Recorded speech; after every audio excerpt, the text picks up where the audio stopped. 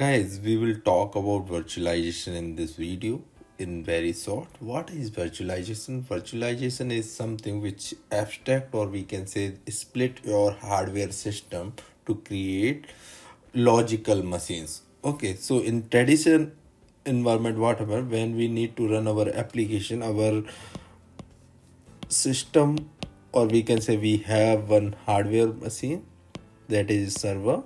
On top of that server we use to install one operating system. On top of that we install our application. What happens in virtualization case, we have an host or the hardware.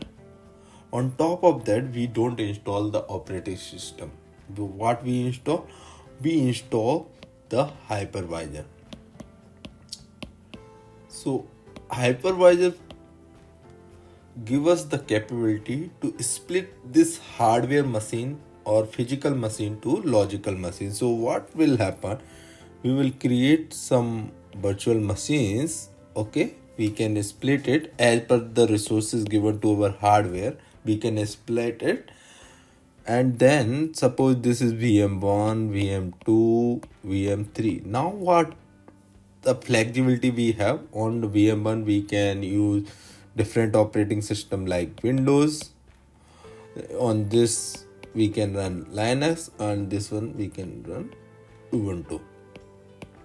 So we have the flexibility. We can run multiple operating system on the same hardware. Also we can utilize more effectively. See, in this case what happened, if we want to run any our application is running and that required only one CPU and 2 GB of RAM. Okay, in this case what happened, whenever we choose our hardware box we always get more than that one. So we will go with the 2 and 4, 2 CPU, 4 GB of RAM. But in this case what is happening, if we have multiple means our hardware is like 4 CPU and 16 GB of RAM, we are able to divide it into this one, like 1 CPU and 4 GB of RAM.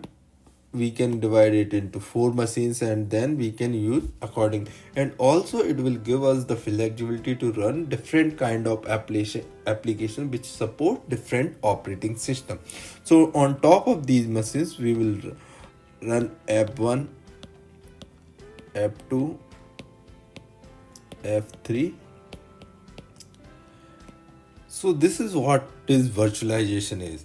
In case of virtualization, with the same hardware we can split that hardware to run multiple machine on a single system. So we can use our resources effectively and efficiently.